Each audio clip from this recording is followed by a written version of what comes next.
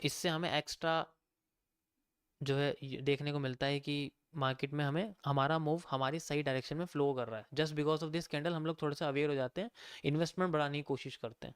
ऐसा होता है अगर हम ट्रेड के कॉन्सेप्ट से बात करें तो इन्वेस्टमेंट बढ़ाने की कोशिश करते हैं। जैसे मैं इंस्टीट्यूशन के लिए, मान लो मैं इंस्टीट्यूशन के लिए ट्रेड स्ट्रक्चर मैपिंग करता हूँ, तो उनको ऐसी कंडीशन एक्सप्लेन करनी पड़ती है कि इफ़ दिस स्ट्रक्चर कैन, अगर ये स्ट्रक्चर बनता है मार्केट में, so you can increase your investment, you can this like this, you can this like this, you can this like this, after बहुत सारी कंडीशन। तो ये सब चीज़ें बस ऐसे एविडेंस के लिए हम लोग यूज़ करते हैं एग्जाम्पल के तो। ठीक है, किसी भी जगह पे देखो 1 मिनट का टाइम फ्रेम देख लो, क्या फ़र्क पड़ रहा है, टाइम कैंडल तो सब में ही सेम बनती है। ये 1 मिनट का टाइम फ्रेम है, लो यहाँ तो मैं लेके आता हूँ। ठीक है,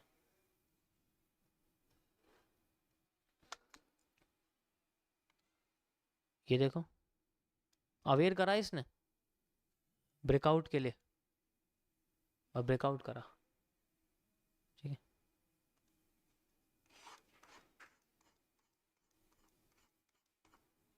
लोकेशन बहुत इंपॉर्टेंट होती है। सबसे पहले ब्रेकआउट के बीच में बननी चाहिए, या ब्रेकआउट पे बननी चाहिए, या ब्रेकआउट या सपोर्ट ऐसी जगह पे बननी चाहिए।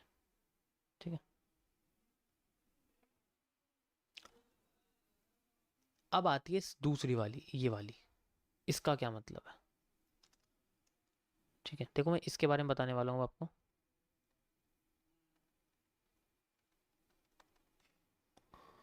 ये वाली जो कैंडल है जिसके अंदर आपको नीचे की साइड ज़्यादा लंबी लाइन दिखेगी यहाँ पर, इसका क्या मतलब होता है। देखो इसके अंदर मतलब होता है कि इन्हें अब भरोसा नहीं रहा इसके ऊपर। ये कैंडल बॉडी डिके का कॉन्सेप्ट यूज़ हो जाता है फिर इसके अंदर, क्योंकि इसमें सेलर्स का वॉल्यूम नहीं ले रहे, यहाँ बायर्स का वॉल्यूम, यहाँ लोगों ने अपने कुछ शेयर्स बेचे थे। इसका मतलब तो इन्हें लगा कि यार यहाँ पर ना कुछ तो गड़बड़ है।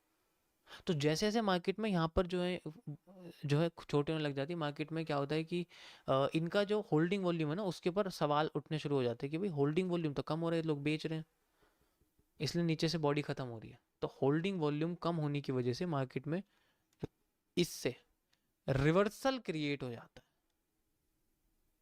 कि छोटा सा मूव देकर रिवर्स कर देगी। इसका मतलब ये होता है छोटा सा मूव देगी रिवर्स कर देगी, छोटा सा मूव देगी रिवर्स कर देगी। लास्ट वाली स्पिनिंग टॉप की तरह काम करती है बस, क्योंकि दोनों साइड का जो विक साइज है ऊपर का और नीचे का वो सेम होता है, बाकी सब सेम। चार्ट पे लेके चलता हूँ।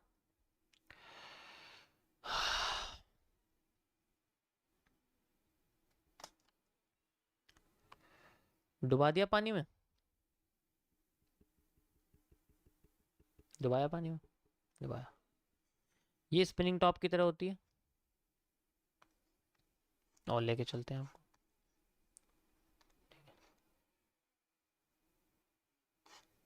ये देखो, और दिखाता हूँ मैं आपको।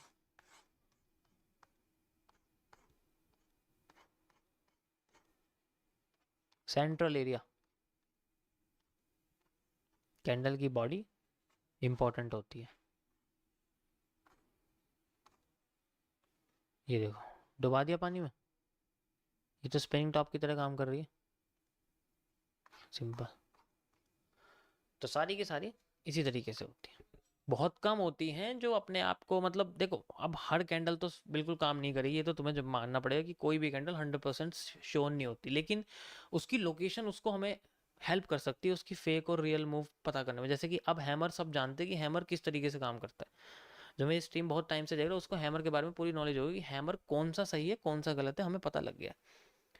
बहुत अच्छे अच्छे सुंदर साफ सुथरे हैमर बनते हैं, लेकिन उसमें से सही कौन सा होता है इसको आइडेंटिफाई करने में टाइम लग जाता है। ऐसे ही इसमें लगेगा। तो अब कब तक होल्ड करना है ये भी आपको ये अवेयरनेस बताना शुरू कर देगी।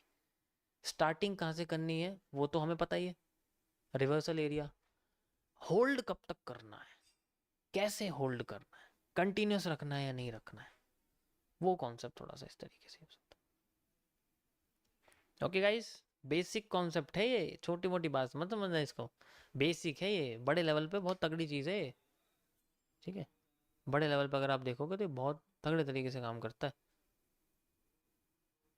इसलिए सेंट्रल रीजन पे कभी भी किसी स्ट्रक्चर को सॉल्व नहीं करना चाहिए, क्योंकि वो ऐसे कंसोलिडेट कर जाता है, रेड ट्रैप्स क्रिएट कर देता है।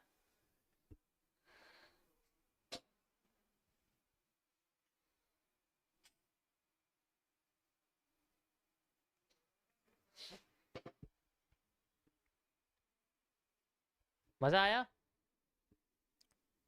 हम्म। यहाँ आ गई। हाँ हाँ हाँ हाँ। मछली का कांटा।